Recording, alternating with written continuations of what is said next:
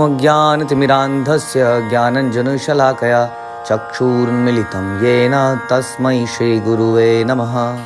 श्री चैतन्य चरितामृत अंत लीला चैप्टर 3 हरिदास ठाकुर की महिमाएं और प्रयास संख्या 162। तो रामचंद्र खान के घर में वो व्यक्ति घुस गया है मलेच्छ, और वहाँ पर गाय को काट कर मांस पका रहा है और 3 दिन तक ऐसा कर रहा है। ऐसा लगता है कि जैसे घर में यमराज साक्षात बैठा हुआ है। हाँ, तो ये इतना बड़ा रिएक्शन उनको मिला क्योंकि उन्होंने पहले हरिदास ठाकुर की निंदा करी, उनको निंदा करने का प्रयास किया, फिर नित्यानंद प्रभु की निंदा करी। हाँ, तो इस प्रकार से उसके जीवन में अब ये दिन आ गया है। सही घरे 3 दिन करे या मेध्या रंधन, 8 दिन सब लैया करिला गमन। उसने उसी कमरे में लगातार 3 दिनों तक गोमांस पकाया, तब अगले दिन अपने अनुयायियों सहित वह चला गया। जाति धन जन खानेर सकल लैला, बहु दिन पर्यंत ग्राम उजाड़ रहिला। उस मुसलमान मंत्री ने रामचंद्र खान का पद, संपत्ति, अनुयायी सब छीन लिए। कई दिनों तक वह गांव उजाड़ बना रहा। हमारी सबसे बड़ी समस्या ये है कि हम इमीडिएट रिजल्ट को देखते हैं और हम दूरगामी परिणामों को देख नहीं पाते अपने जीवन में। जो बुद्धिमान, जितना बुद्धिमान होता है, जितना जिसका विजन क्लियर होता है, वो दूर देख पाता है, और हम लोग अक्सर इमीडिएट चीज़ों को ही देख पाते हैं। जैसे कि माना अगर रेड लाइट पे पुलिस वाला खड़ा है तो हम देख पाते हैं कि यदि हमने रेड लाइट जंप करी तो इसका इमीडिएट रिजल्ट मिलेगा, मुझे चलान होगा। लेकिन यदि वो नहीं खड़ा है तो हम दूरगामी रिजल्ट को नहीं देख पाते कि यदि ये नहीं खड़ा है तो क्या हो सकता है, एक्सीडेंट भी हो सकता है। तो हम कहते हैं देखी जाएगी।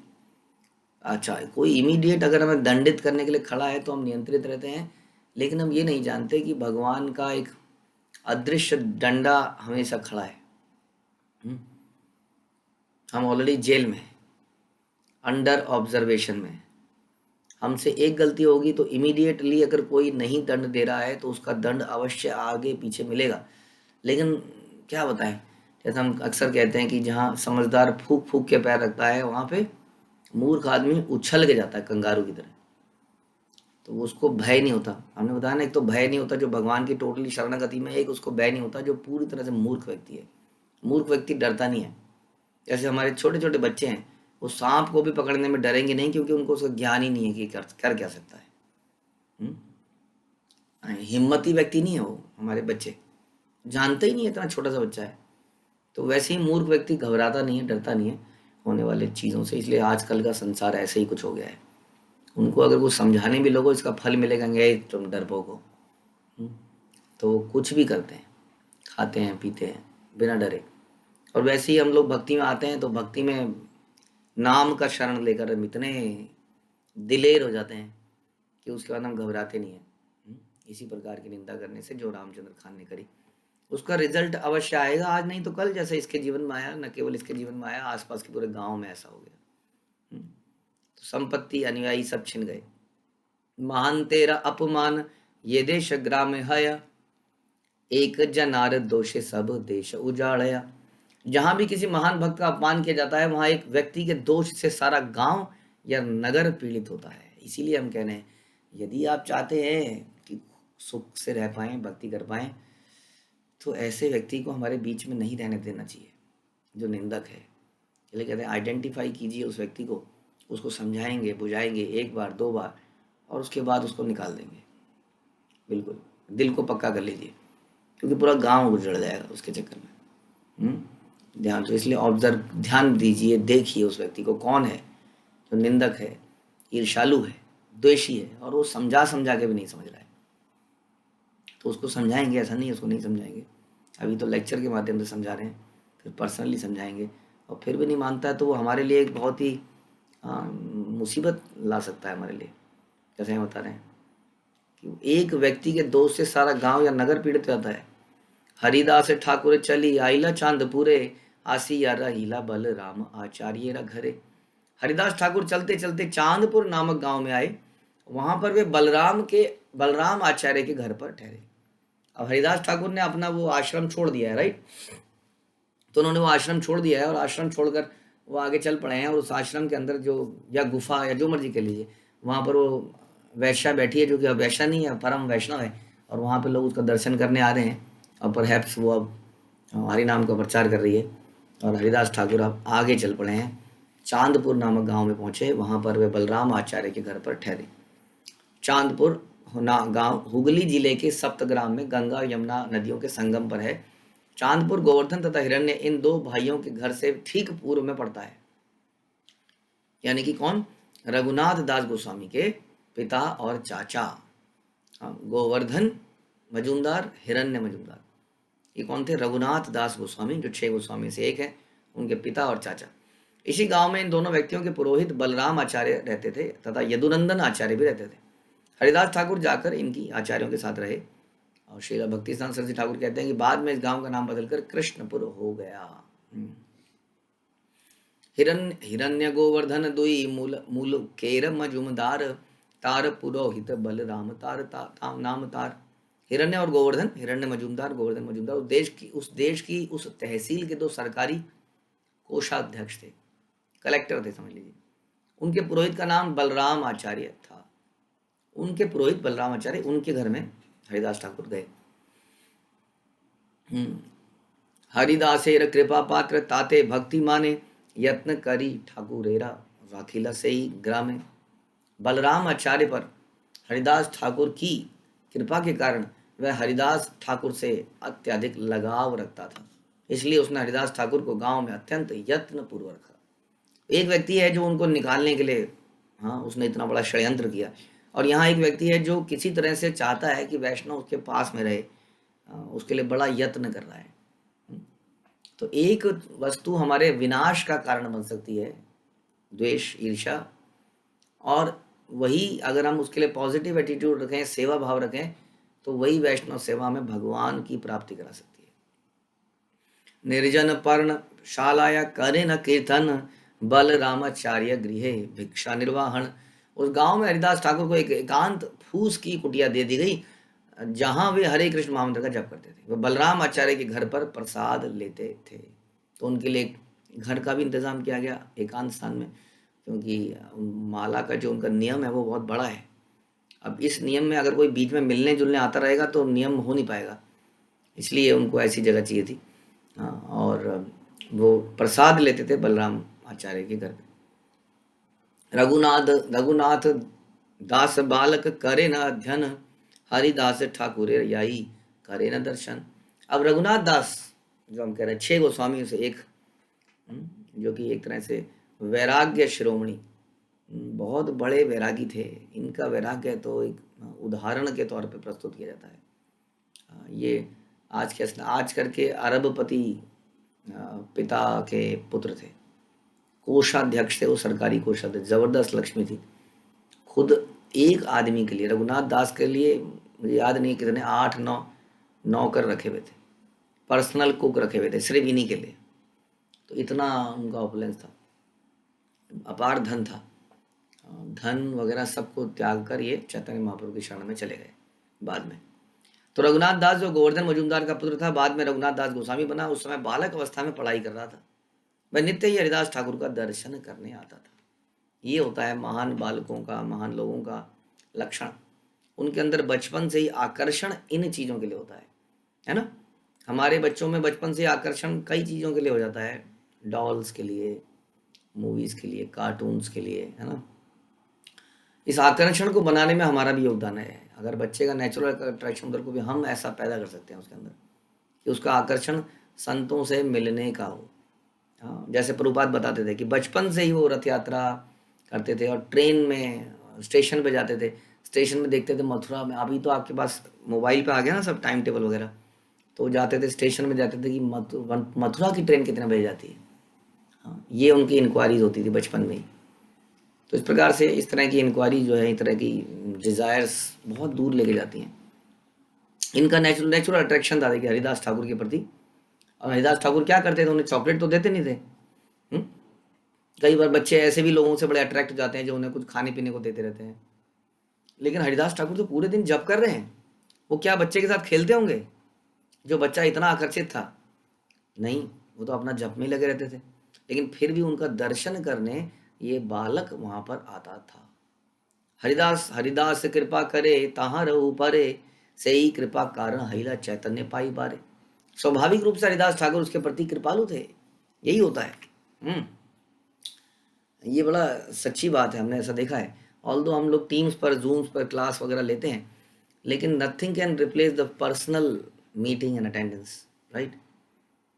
जब हम किसी से मिलते हैं, इसलिए हम कहते हैं कि केवल श्रवण तो इम्पोर्टेंट है ही, लेकिन वैष्णव का फिजिकल संग भी बड़ा इम्पोर्टेंट है। आसपास उनके रहना, जाना उनके साथ, इसका भी बड़ा प्रभाव पड़ता है। हम अक्सर ये भी कहते हैं कि out of site and out of mind.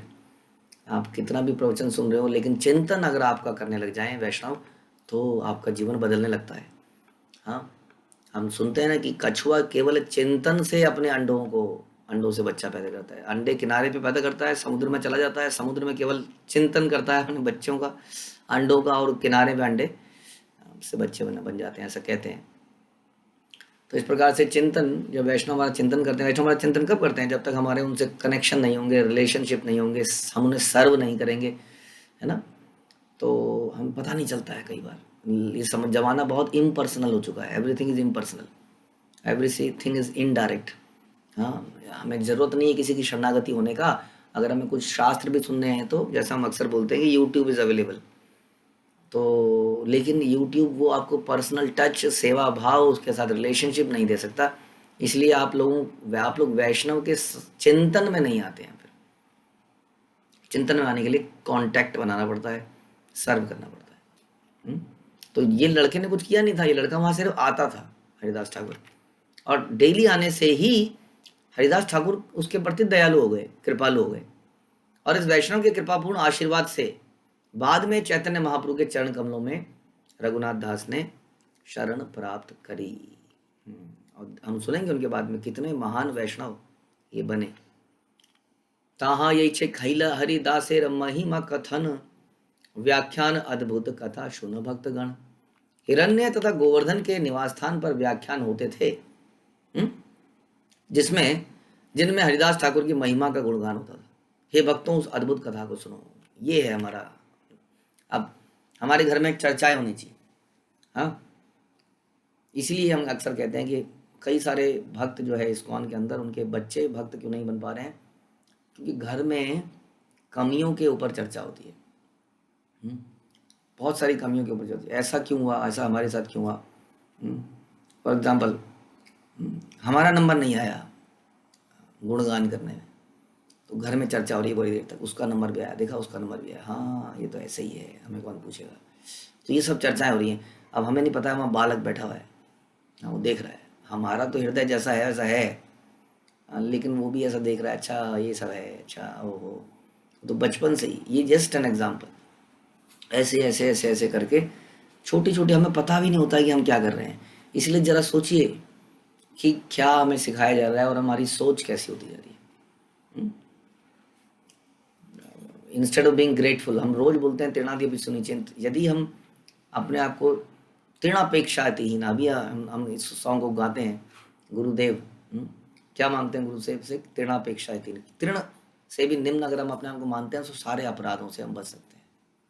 क्योंकि जो व्यक्ति अपने आप को निम्न मानता है वो अनएलिजिबल मानता है, और वही सोचता है कि मेरा नंबर अगर किसी भी चीज़ में नहीं आया, मेरी उपेक्षा हुई, आशीलश्य व पदुर्तमाम, ये भी हम रोज गाते हैं शिष्टाष्टकम में। बट क्या करें, गाना एक रिचुअल बन चुका है।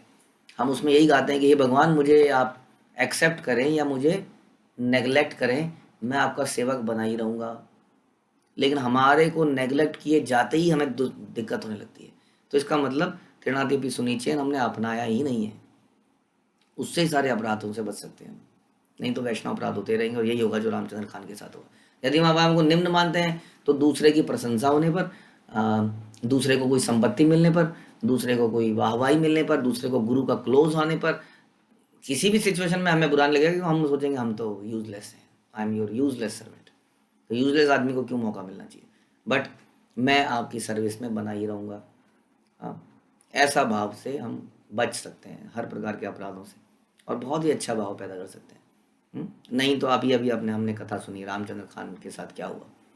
एनवी हमारे हृदय में आती है, कंपटीशन हमारे हृदय में आता है, उससे क्या होता है, द्वेष पैदा होता है, हेट्रेट पैदा होती है। देखिए एनवी तो प्रारंभिक अवस्था है, राइट, कंपटीशन भी प्रारंभिक अवस्था है, लेकिन बाद में इससे द्वेष पैदा हो जाता है, हेट्रेट तक बदल जाता है, उसके बाद कुछ एक्शन होने लगते हैं वाणी से, हाथ पैरों से, वगैरह वगैरह।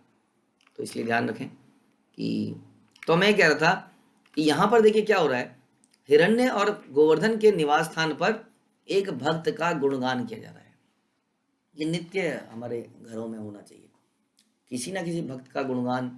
जो हमारी संतान, हमारा तो बहुत बड़ा फायदा होगा, हमारा भी, और हमारी संतान आप देखेंगे धीरे धीरे धीरे धीरे धीरे अपने आप ही भक्त बन जाएगी इस प्रकार के माहौल में, जैसे रघुनाथ दास गोस्वामी के घर पर हो रहा है। वो छोटे हैं लेकिन वहां पर हरिदास ठाकुर की महिमा का गुणगान हो रहा है। एक दिन बलराम मिनति करिया, मजुमदारेर सभाया आइला ठाकुर लैया। एक दिन बलराम आचार्य ने अत्यंत दीनता पूर्वक हरिदास ठाकुर से प्रार्थना करी कि वे हिरण्य तथा गोवर्धन मजुमदार को की सभा में चले। बलराम आचार्य ने हरिदास ठाकुर से बोला, बलराम आचार्य के ही यहाँ प्रसाद वगैरह पाते थे, उन्होंने ही कुटिया का अरेंजमेंट किया था। बोलते हैं कि आप चलिए हिरण्य और गोवर्धन मजुमदार की सभा में चलिए, हाँ वहाँ पर रोज कथाएं होती हैं। अतः बलराम आचार्य हरिदास ठाकुर के साथ वहां गए। ठाकुर देखी दुई भाई कैला अभ्युत्थान, पाए पड़ी आसन दिला करिया सम्मान। हरिदास ठाकुर को देखकर दोनों भाई तुरंत खड़े हो गए, उनके चरण कमलों पर गिर पड़े। तत्पश्चात उन्होंने अत्यंत आदरपूर्वक उन्हें बैठने के लिए आसन दिया। अब यही सब बातें हम बता रहे हैं आपको। जब वो बच्चा देखेगा रघुनाथ दास गोस्वामी, ओहो इतना सत्कार, खड़े हो गए, चरणों पर गिर गए वैष्णव के आने से, तो उसको कुछ ज़्यादा समझाने की जरूरत नहीं है, वो अपने आप ही वैष्णव बन जाएगा। यही उदाहरण है, रघुनाथ दास गोस्वामी इतने बड़े भक्त बने। नारद मुनि इसके एग्जाम्पल हैं। अपनी माता को देखते थे, अरे ये माता के पास पैसे तो है नहीं खाने के लिए, वैष्णव आते हैं तो पता नहीं कहाँ से मांग मांग के लाती है और उनकी सेवा करती है। नेचुरली अपनी माँ के साथ वो सेवा करने लगे नारद मुनि। ऐसा नहीं कि उन्होंने माँ से ही देखा उन्होंने, और माँ के साथ सेवा करने लगे, और करते करते करते उन्हें इतनी कृपा मिली।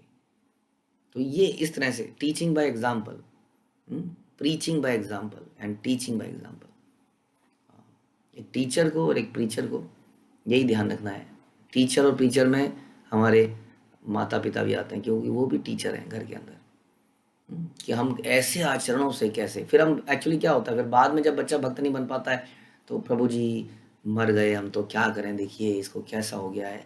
अब वो कौन बताएगा इस बात को कि आप लोगों ने कितनी बार अवैष्णव व्यवहार घर के अंदर किया है, या परम वैष्णव व्यवहार नहीं प्रदर्शन किया। तो बचपन से वो ऑब्जर्वेशन उसकी डिफरेंट रही और वो डिफरेंट बन गया।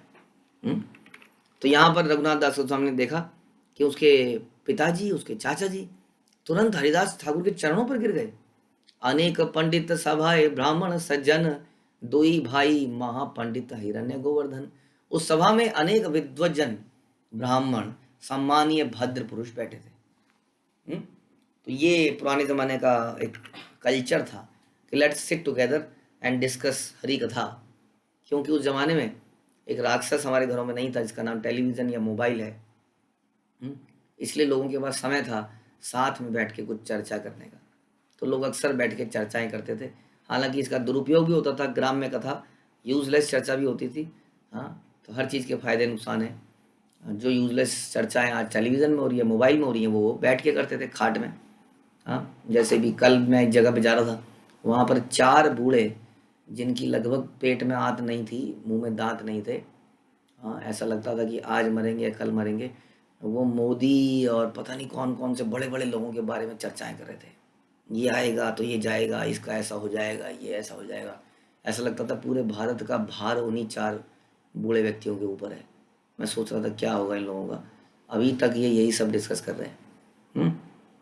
तो जैसा माहौल बचपन से रहेगा, जैसा हमारे कल्चर तो बन ही चुका है, दिन रात टेलीविज़न में यही सब आता है, तो चर्चा भी वैसी होती है। तो यहाँ पर आप देख रहे हैं इन लोगों ने क्या अपना वो बनाया था कल्चर, कि सारे विद्वान जन ब्राह्मण सम्मानीय भद्र पुरुष एक साथ इकट्ठे होते थे किसके घर में, हिरण्य और गोवर्धन के घर में, और वहाँ पे चर्चाएं होती थी। और ये दोनों भाई भी, हिरण्य और गोवर्धन, महान पंडित थे। हरिदासेर गुण सबे कहे पंचमुखे, सुनी अता दुई भाई पाइला बड़ सुखे। और वहां बैठे सभी लोग हरिदास ठाकुर के महान गुणों को बखान करने लगे। मानो उनके 5-5 मुख हो।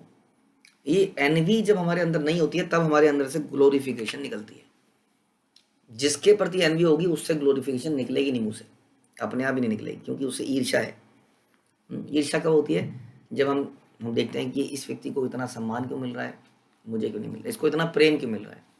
फॉर एग्जाम्पल, ध्रुव महाराज के अंदर ईर्ष्या पैदा हुई, मेरे भाई को इतना प्रेम क्यों मिल रहा है, मुझे क्यों नहीं मिल रहा है। तो आउट ऑफ कि मुझे प्रेम क्यों नहीं मिल रहा है, मुझे संपत्ति क्यों नहीं मिल रही है, पोजीशन क्यों नहीं मिल रही है, कई मेरे बेटे को और मुझे पोजीशन क्यों नहीं मिल रही है, राम को क्यों नहीं मिल रही है, क्यों मिल रही है, ईर्ष्या।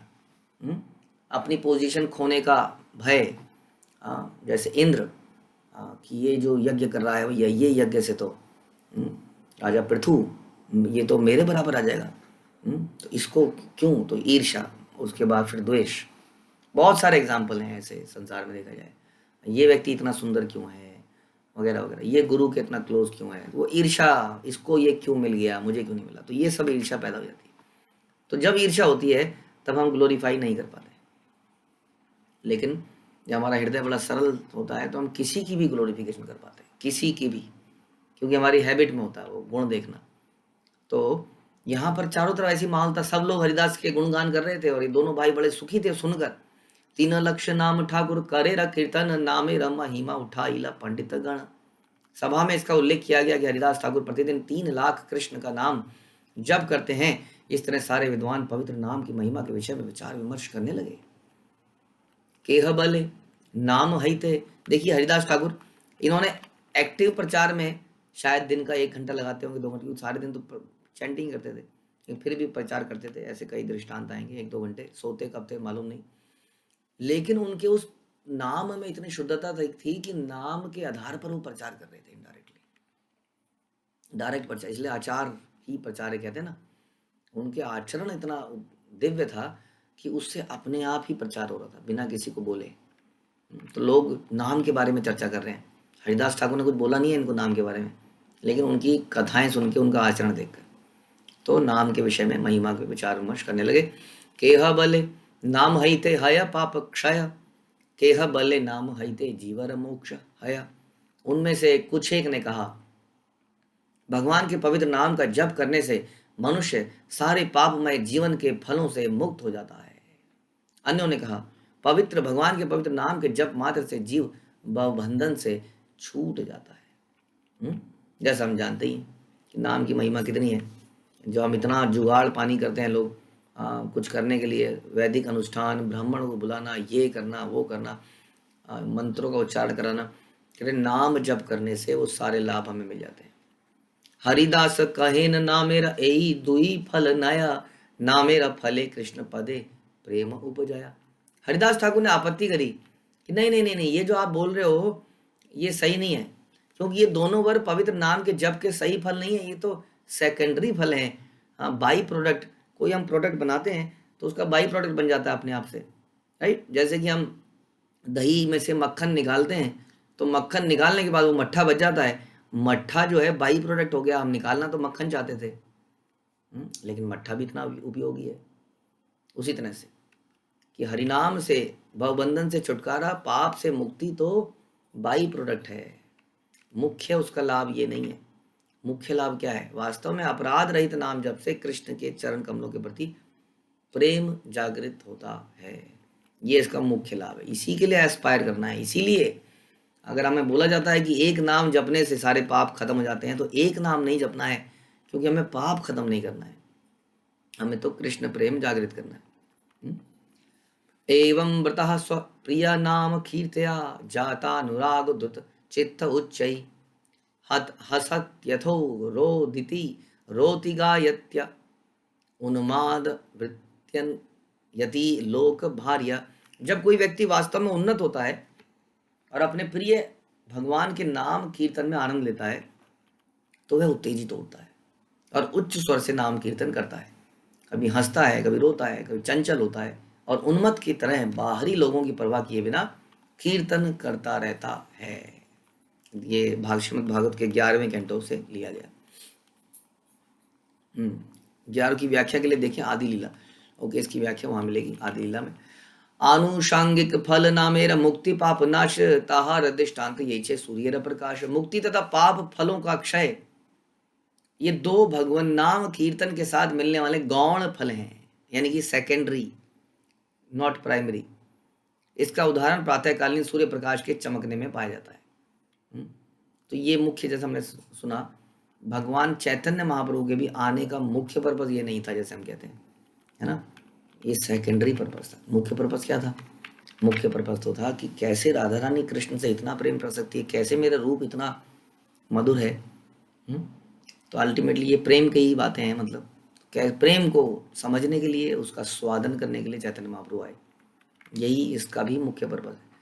अहम अम अम्हा संहर दखिलम सुकृद उदयादेव सकल लोकस्य तरणीरिव तिमिर जलघीम जयति जगन मंगलम हरेर्नाम। जिस तरह उदय होता हुआ सूर्य तुरंत ही समुद्र जैसे अगाध जगत के सारे अंधकार को दूर कर देता है, उसी तरह भगवान के पवित्र नाम यदि एक बार अपराध रहित होकर उच्चारण किया जाए तो जीव के पापी जीवन के सारे पाप फलों को दूर कर देता है। उस भगवान के पवित्र नाम की जय हो जो सारे जगत के लिए मंगलकारी है। तो हमारे पाप फलों को समाप्त करता है। लेकिन हमें, जैसा हमने बोला, पाप फल समाप्त नहीं करने, हमें तो वो प्रवृत्ति को समाप्त करना है। जो हमारे अंदर ये भोग वांछा है, ये कैसे समाप्त होगी? ये बड़ा सिंपल है। यदि हमें किसी चीज़ से आसक्ति होती है तो दूसरी चीज़ से अनासक्ति हो जाती है कि नहीं? यदि किसी व्यक्ति को अपनी पत्नी से आसक्ति होगी जबरदस्त, तो दूसरी स्त्री से आसक्ति नहीं करेगा। तो यही एक तरीका है। भौतिकता का एग्जाम्पल लिया जाए तो, कि अपनी पत्नी से आसक्ति बढ़ा के रखो तो कम से कम इसलिए, ताकि दूसरे के चक्कर में ना पड़ो, जब हमारी स्थिति इतनी निम्न है। हाँ, उसी तरह से इसका स्पिरिचुअल एग्जाम्पल कि जब हम कृष्ण से आसक्ति रखते हैं, उनसे प्रेम करते हैं, तो संसारी चीज़ें छूटती हैं। तो प्रेम करने के लिए हमें बार बार नाम जपना पड़ेगा, तब ये अंदर से ये भौतिक इच्छाएं आएंगी, लेकिन फिर आराम से उसको हम ऊपर चले जाएंगे उससे, नहीं तो नहीं हो पाएगा। तो केवल पाप कर्म समाप्त करना हमारा पर्पस नहीं है। यही श्लोकेर अर्थ कर पंडितेरा गण सबे कहे तुम्ही कह अर्थ विवरण। इस श्लोक को सुनकर हरिदास ठाकुर ने कहा, हे विद्वानों, जरा इस श्लोक का अर्थ तो बताओ। किंतु श्रोताओं ने हरिदास ठाकुर से अनुरोध किया, अच्छा यही होगा कि आप ही बता दीजिए। हरिदास ठाकुर बताना चाहते थे कि तुम लोग जो बोल रहे हो ये लाभ नहीं है, लाभ तो कुछ और है। हरिदासेन कहेन, हरिदास कहेन यही छे सूर्य र उदय, उदय न हाइते आरंभे तमेरा हया क्षय। हरिदास ठाकुर ने कहा, जब सूर्य का उदय होने लगता है तो उसके दृश्यमान होने से पूर्व ही वह रात के अंधकार को दूर कर देता है ना। अभी तो आया भी नहीं है ना, आपने देखा है, अभी तो आया ही नहीं है, सूर्य उदय नहीं हुआ, लेकिन उसके पहले ही अंधेरा दूर होने लगता है। चौर प्रेत राक्षसादिर भय है नाश, उदय हैले कर्म धर्म कर्म आदि प्रकाश। और सूर्य प्रकाश के प्रथम दर्शन होते ही चोर प्रेत असुरों का भय चला जाता है कि नहीं? डर लगता है रात्रि में चोरों का, भूतों का, और जैसे ही उजाला होने लगता है सब भय चला जाता है। जब सूर्य वास्तव में दिखता है तो हर वस्तु प्रकट हो जाती है और हर व्यक्ति अपने धार्मिक कार्य और नियमित कर्तव्य प्रारंभ कर देता है। ऐछे नामो दयारंभे पाप आदिर क्षय, उदय कैल कृष्ण पदे हया प्रेमोदय। इसी तरह यह प्रथम संकेत कि भगवान के पवित्र नाम का निरपराध जब जागृत हो चुका है, तुरंत पापमय जीवन के फलों का क्षय करता है। तो जैसे ही हम जप करने लगते हैं, it's like a rising sun, अभी निकला नहीं है, चमक नहीं रहा है सर पे, अभी उदय हो रहा है। उदय होते ही हल्का हल्का उजाला हो गया है, चोर उचक्के भाग गए हैं। चोर उचक्कों को भगाना सूर्य का पर्पस नहीं है ना। लोग धार्मिक कार्य स्टार्ट कर दें, दिन प्रारंभ हो गया है, वो होता है बाद में। तो अभी तो नाम जब लेते ही सूर्योदय की तरह हमारे जीवन से पाप जाता रहता है। और जैसे जैसे ये नाम बिल्कुल सूर्य की तरह जब चमकने लगता है, हम इतने प्रैक्टिशनर हो जाते हैं नाम जप के, जबरदस्त नाम जपे जा रहे हैं शुद्धता से, तब क्या होता है? तब ये हृदय में प्रेम पैदा करता है, जो कि इसका असली पर्पस। सूर्य चमक चुका है। तो जैसे ही आप इसको लेना शुरू करते हैं तो पापमय जीवन समाप्त हो जाता है। और जब कोई निरपराध होकर नाम जपने लगता है, अपराध रहित, क्योंकि हमारे जीवन में तो अपराध भरे पड़े हैं, क्योंकि हमें आदत है, फॉल्ट फाइंडिंग की, अपराधों की, निंदा की, ईर्ष्या की, कंपटीशन की भरा पड़ा है। आप हम सब समझते होंगे इस बात को, कितना मुश्किल है इसको हृदय से निकालना। समस्या पता है क्या है? समस्या है कि हम इसको जस्टिफाई करते रहते हैं अक्सर। ये है ही ऐसा, क्या करें, नॉट गुड, ये व्यक्ति अच्छा नहीं है, मेरे साथ अच्छा नहीं हुआ। तो अपने आप को सही साबित करना, दूसरे को गलत साबित करना, ये हमारी बहुत पुरानी आदत रही है। तो इसके कारण ना हम लोगों को प्रयास तो करना ही पड़ेगा। पहले अपने आप को रोकना पड़ेगा, परहेज करने पड़ेंगे। दवाई तो हम ले रहे हैं, हम परहेज नहीं कर रहे हैं। परहेज करने के लिए दिल तो बोलता है, लेकिन हम रोकते हैं अपने आप को, इसलिए ये रोकना पड़ेगा। हम्म? तो निरपराध होकर जब हम जप करेंगे तो कृष्ण के चरण कमलों में प्रेम भाव युक्त सेवा जागृत होगी। नहीं हो पा रही है, इतने समय हो गया, मैं बोझ लगता है, अभी भी सेवा भी बोझ लगती है, हम बचने का प्रयास करते हैं, मैं आलस है, सवेरे उठा नहीं जाता, ये सब लक्षण इसी के तो हैं कि हम अपराध रहित नाम नहीं जप कर रहे हैं। हाँ, कि हमारे हृदय से निंदा नहीं जा रही है, फॉल्ट फाइंडिंग नहीं जा रही है, सवेरे नहीं उठ पा रहे हैं, जप में आनंद नहीं आ रहा है, भक्तों के साथ थोड़ी देर रह पा रहे हैं, ज़्यादा देर में दिक्कत हो रही है। बहुत सारे लक्षण हैं कि हम अपराध रहित होकर नाम नहीं जप रहे हैं। इसलिए नाम की क्वालिटी को हमें बढ़ाना पड़ेगा, तभी काम चलेगा। उसके लिए थोड़ा कष्ट तो लेना ही पड़ेगा। हम सब लोग अर्ली मॉर्निंग में जितना जप करेंगे ध्यानपूर्वक, अर्ली मॉर्निंग में जप करने का मतलब ये नहीं कि सोते हुए, कई लोग अर्ली मॉर्निंग में जप तो करते हैं लेकिन थकान इतनी ज़्यादा है क्योंकि पिछला दिन बड़ा हेक्टिक गया, रात को लेट सोए, तो जप भी नींद लेते हुए आ रहा है, तो उसका लाभ नहीं है ना फिर। ये है, ध्यानपूर्वक ना जप करना भी एक अपराध कहते हैं हम लोग, ठीक है। इसलिए कोशिश करें कि अपनी दिनचर्या को ऐसा बनाएं, रात्रि के प्रोग्राम्स कुछ भी ना रखें। देखिए पता है क्या है, शट डाउन करना बड़ा इंपॉर्टेंट है। आप देखते हैं, आप कंप्यूटर को शट डाउन करते हैं तो थोड़े समय लेता है वो शट डाउन होने में। हाँ, अब ये तो हमारा तो जीवित शरीर है, वो तो मृत है। कितने विचार दिमाग, जब हम लेटते हैं तो बहुत सारे विचार चल रहे होते हैं, धीरे धीरे धीरे धीरे धीरे धीरे विचार कम होते हैं और आदमी सोता है, समय लगता है इसमें। इट्स नॉट लाइक कि आप लेटे और सो गए। इसलिए आप लोगों से रिक्वेस्ट है कि आना जाना कुछ भी करना किसी के घर में, ख़ास तौर पे है ना, हम कक्षा के बाद में कुछ ऐसी चीज़ें ना रखें, डिनर इत्यादि या कुछ और, ताकि दिमाग शांत हो, मिलना जुलना कुछ नहीं, एकदम शांति, कोई एक्टिविटी नहीं है, कोई किसी को फ़ोन ना करे और जल्दी से सब लोग सो जाएं और फिर सवेरे फ्रेश होके, क्योंकि इतनी महिमा है नाम की, जब इतनी महिमा इस नाम की है तो ना इसको ध्यानपूर्वक जपा जाए और उसी से चित्त साफ होगा। चित्त साफ होगा तो बुराइयां कम दिखेंगी, फिर अपराध रहित जो है जप होगा और फिर कृष्ण प्रेम पैदा होगा। तो इसको करने का प्रयास करें। हरे कृष्णा। श्रील प्रभुपाद की जय। श्री चैतन्य चरितामृत की जय। कृष्णदास कविराज की जय।